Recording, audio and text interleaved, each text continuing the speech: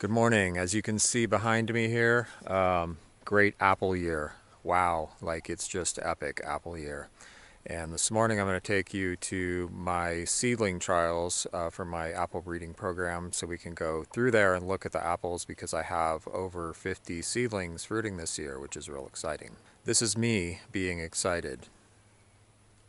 A lot of the apples aren't ripe yet, but I can't really do just like, sit down tastings with these apples because they're brand new and I don't know when they ripen. And you can't always tell.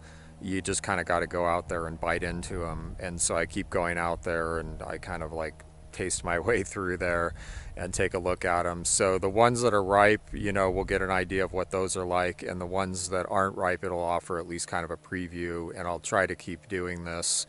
This is probably the format I'm going to use to kind of follow that part of the project because I think it's going to work the best is just take the cam out there and walk around and check stuff out and taste it. So let's go. Well, we might as well start here with the OG seedling. This is my seedling Bite Me, which I released a few years ago. It has been really good this year. It's very, very productive, as you can see. I mean, I thinned it heavily, very heavily. It does sunburn. You can see I've got some actual problems with the sunburn. That sunburn right there.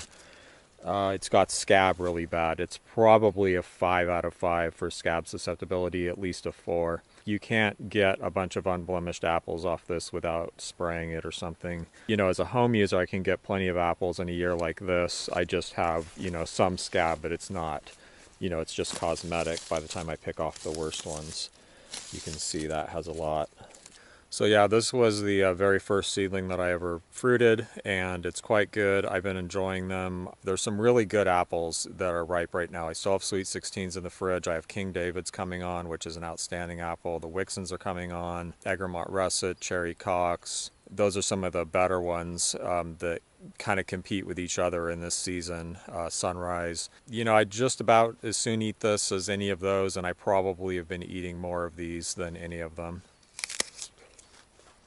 The flavor is very mild. It's a really mild, polite apple, but there's some kind of intriguing depth to it. It's a little bit like eating a melon. Sugar cane comes to mind. Bottom line is I like eating them, and I'm sure that has some, there's some emotional attachment there. Because this is kind of my poster child for seedling apples, but there's no doubt it's a good apple, well worth eating. So let's go look at some of the other new seedlings. Even in spite of the heavy crop, I still have a good crop of scions on here, so I will be selling scions of this year. Not as many as I had last year, but enough to get a lot more out there. I mean, I've sent out hundreds already, I think. This one here has been really intriguing me. I don't know if the camera will pick it up well, but it's like a dark red. Like it's real conspicuous. It stands out from a distance on the tree. Anywhere that this apple gets sun, it's extremely red. Here's one in here. Very red flesh all the way through. I just posted about this on Instagram this morning, and I want it to be more promising than it probably is. So grenadine, its parent, its other parent, I don't know what the one parent is, but grenadine's one. You can see like these speckles. That's real reminiscent of grenadine. It has a couple of issues that make it not that great. One is a high tannin content. Now that could be turned to advantage, and this apple definitely has it, if not more.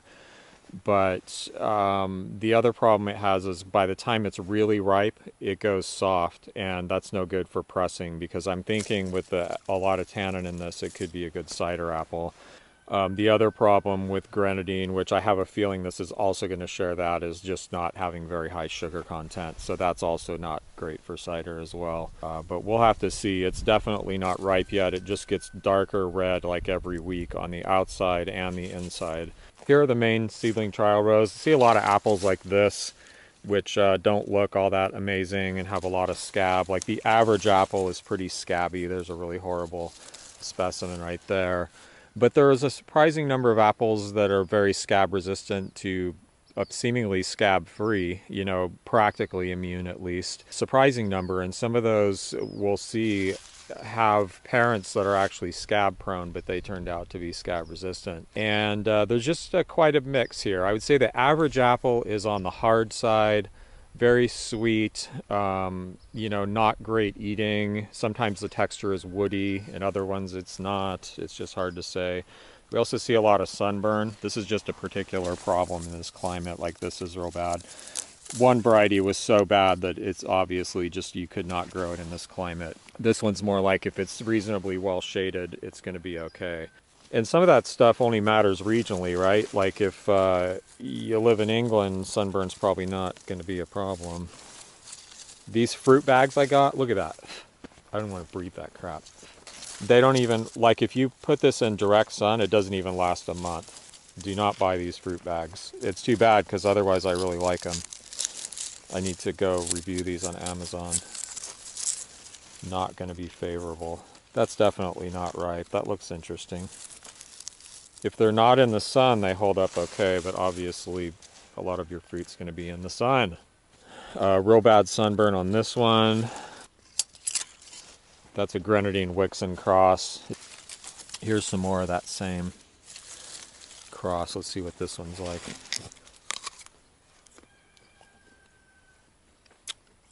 Wow. That's super sweet. That could definitely be a cider apple. But between the sunburn and the scab, not too promising. A lot of times what I'll do is I'll shake them and then go pick up whatever falls because that's going to be the ripest stuff on the tree. Usually, not often, it's not exemplary. It's like something that's maybe damaged a little and it's ripening ahead of schedule, so it's not really going to ripen, you know, at its best or anything. Not ripe. So this apple looks kind of promising. It has very minimal scab. I mean, there's definitely some scab, but it's going to be like a 1 or 2, maybe 2. The form is nice. It is not red flesh. It kind of seems like it's going to be pretty pedestrian. That's a Grenadine and Wixon, but we'll see. Maybe it'll shape up. There's another Grenadine Wixon, not ripe, showing some sunburn. This one's real promising. We tasted this before.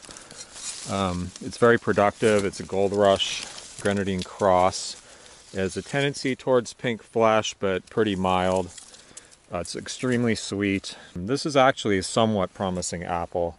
You know, it's like I don't want to produce just a bunch of apples that aren't an improvement on what's already out there. And if this isn't an improvement in some way on, say, Gold Rush, then it has a, you know, it may not have much of a place, even though it's like the bar keeps getting raised, and that's sort of the point. It could have potential as a cider apple. It's definitely a pretty good apple. This is definitely not ripe either, so it's a later ripener. This one looks possibly interesting. Probably going to be pink fleshed. Is there a bunch of these, or is this like... Yeah, see, on this tree, there's only like a few apples on here. This actually seems like it could be ripe or close. Nah, not quite. I don't want to pick that because there's only 3 apples on the tree. And that's mostly what we're going to find today is apples that aren't ripe yet. If there's a lot on the tree like this, I don't mind picking a couple off. There's a little lopsided red-fleshed apple.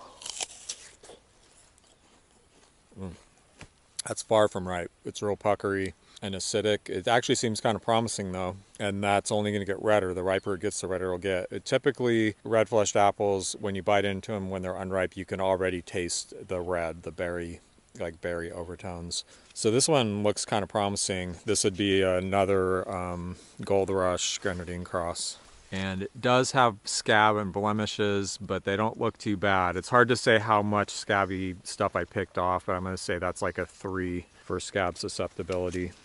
This one really intrigues me, probably mostly because of the appearance. It's just this really beautiful russet-topped flat red apple. They're conspicuously flat, very similar to Allen's Everlasting, which I would have guessed, like if I just saw this as a seedling, I'd say that was the parent, but it's not. It's actually Gold Rush and Grenadine, which neither one of which look anything like this at all, which, you know, you get for sure quite a bit in apples. So there we go.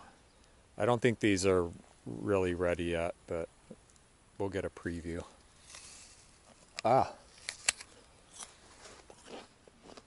As you can see, there's no red flesh. This is kind of promising. It's very hard. Very fine textured though, and very juicy, and no hint of any kind of tendency towards mealiness or softness or tenderness, which are all kind of not necessarily the same things. It keeps being intriguing. I just love the way it looks. I think it's a gorgeous apple. Look at this again.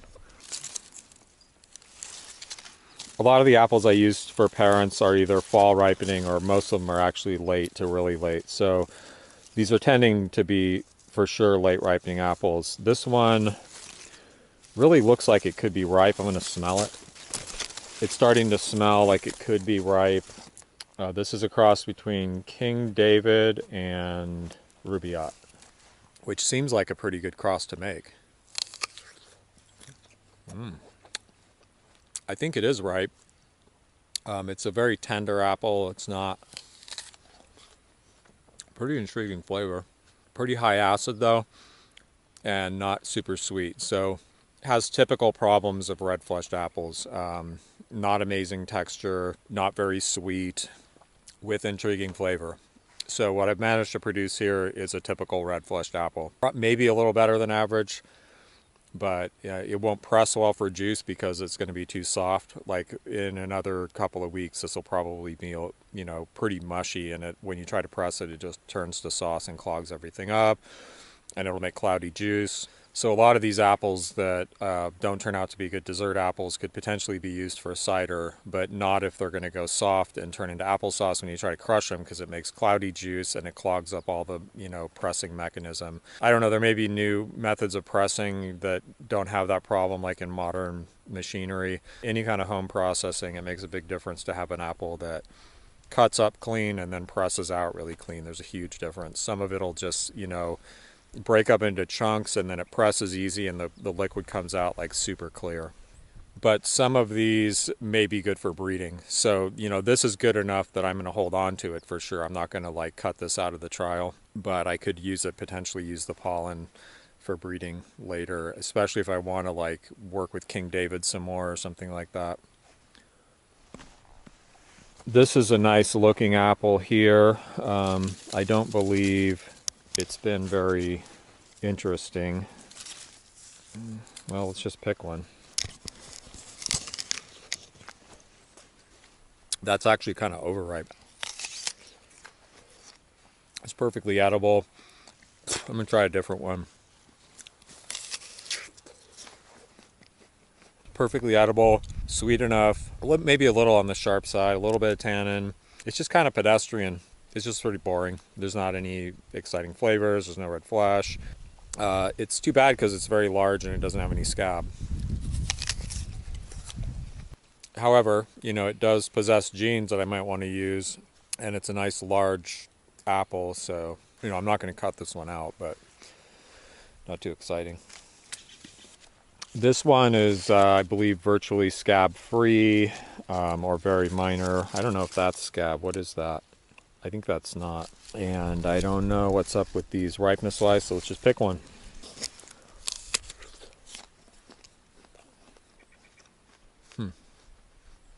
Definitely want to keep my eye on this one, especially for the, you know, it's got a lot of red flesh.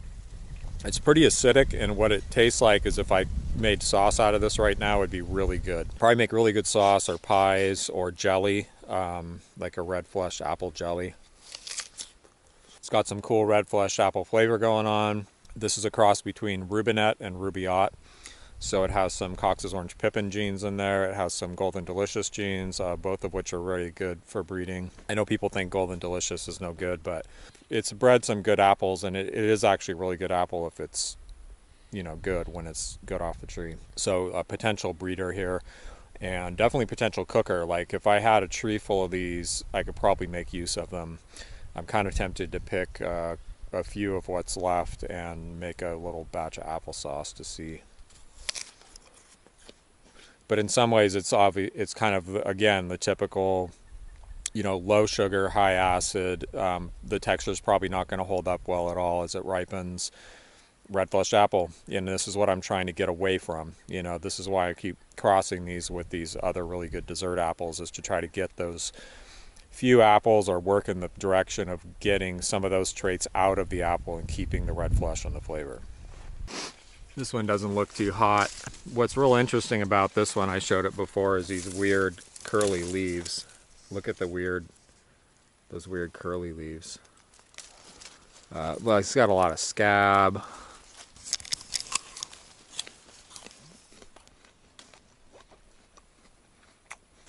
Very pedestrian. It's just an apple. I could eat it or not. Rubinette and Rubaiyat again. I'm not sure why I used Rubinette as a parent. Maybe just reputation, because it's never been great here. Now this is hanging onto the tree, but I'm gonna pick it.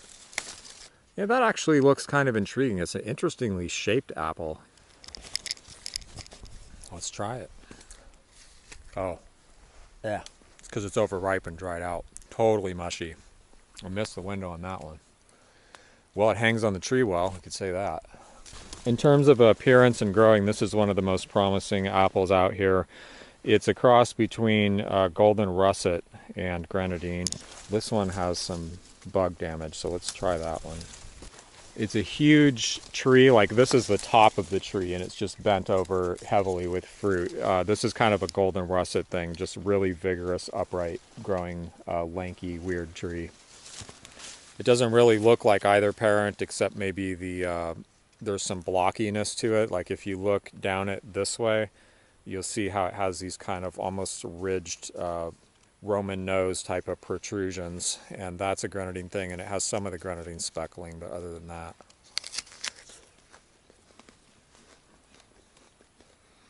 Not quite ripe yet, but it's getting there. Flavor-wise, it's kind of an odd combination of just a boring, appley, generic, not great flavor, and some kind of berry overtones. Again, not very sweet, and this is what I've been saying all along.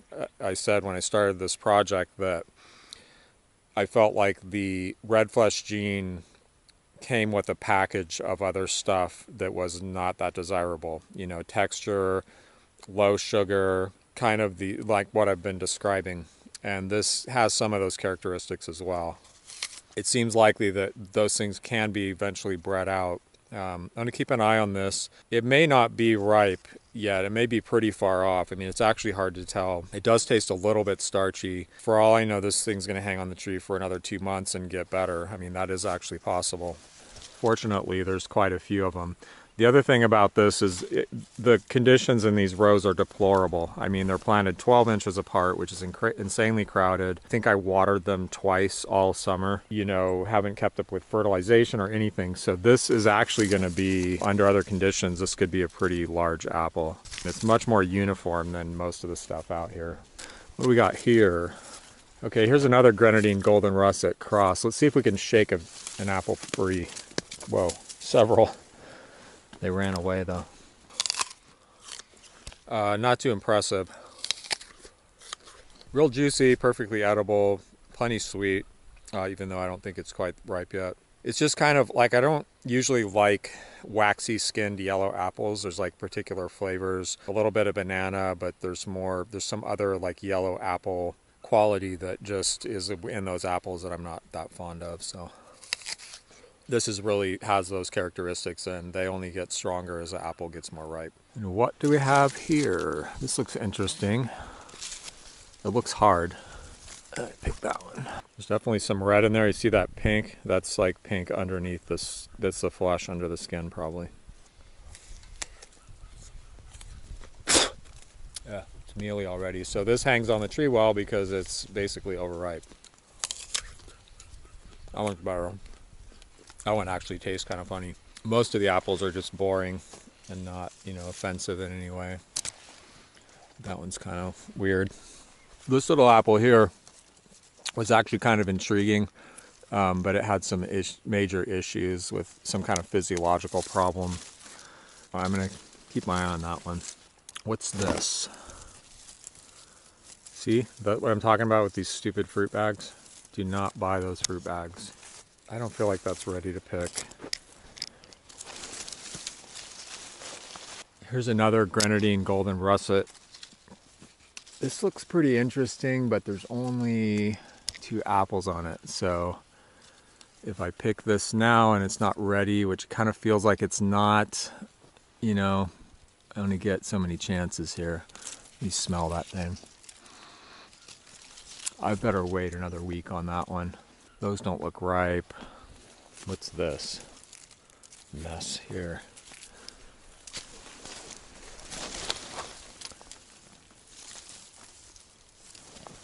I think, didn't we taste this already?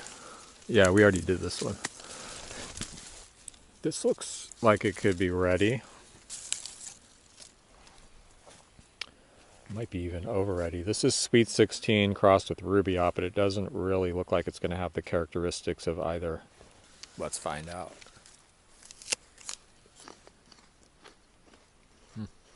It has some of the characteristics of Sweet 16, but not enough to really matter, like flavor-wise. Yeah, it's still starchy too, so I mean, who knows? Definitely not, probably not a keeper, but maybe a breeder, maybe. I think this is King David Rubaiyat. It's Sweet 16 Rubaiyat, or it could be King David Rubaiyat, it says. Like maybe there was a mix-up or something. Well, I only have two. It almost feels a little like it has a little give to it. But look at that green spot. I feel like I should wait a week on that one, since there's only two. Now, I've been tasting a lot of these. I was real intrigued with this apple. I still kind of am, but it's starting to show some issues now that it's really ripe. As you can see from the top, when it's in the sun, it gets very red. It's kind of a neat looking apple. It's a Rubaiyat Wixon cross. I tasted it a little bit last year. It could be because I've eaten so many apples this morning, but it seems to be getting less flavorful. It also has a water core. You can see that watery looking translucent area, and that affects the flavor a lot, so it's hard to tell what it really tastes like. Keep an eye on it. It gets scab pretty bad, but it's very productive in terms of like pressing. You know, I think it's going to have a pretty high sugar content, even though it doesn't taste very sweet right now. Again, I think it's because of my taste buds being fried from just munching all these apples. It could be a really good presser. Like, I have a feeling the juice from this could be really good and high sugar. But here in first week of October, I think it's the 9th, so second week, it's definitely peaked already, and I feel like it's headed down the other side. This one also looks really interesting, and I haven't tasted it yet, so we're going to try it right now. This is another Wixon Rubaiyat cross. There's only 4 apples on the tree, that's why I haven't tasted it yet. Kind of tempted to pick this little yellowish one here. Let's try this one. It does have a pinkish red stem, but I'm going to guess there's no red flesh in there. That's probably more yellowish. Well, look at that.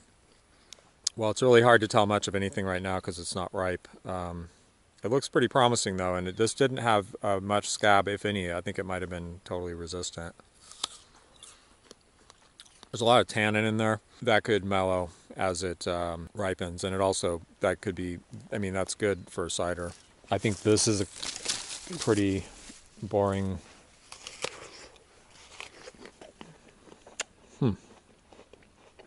Oh, it's not ready yet.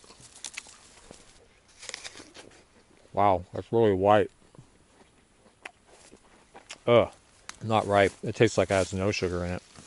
Now that's a spitter. I don't get that many like full-on spitters, but that one was a spitter. It could just be because it doesn't ripen until winter, too. So let's go get that one. This is the apple that has the most russet qualities to it. I mean, it's really is a, I would call that a russet. I don't think it's even close to ripe though. Look how green it is. It's literally green in the flesh. That's probably a winter apple. Not ripe.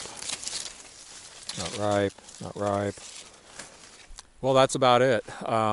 One of the most promising apples out of this whole trial was the one I call Appaloosa, and it almost got killed, and the plant still has never recovered. So I have it grafted out a few other places, and hopefully those will come into fruit, hopefully next year. Overall, there's still a few promising things in there to keep an eye on. The average apple is edible, but unexciting.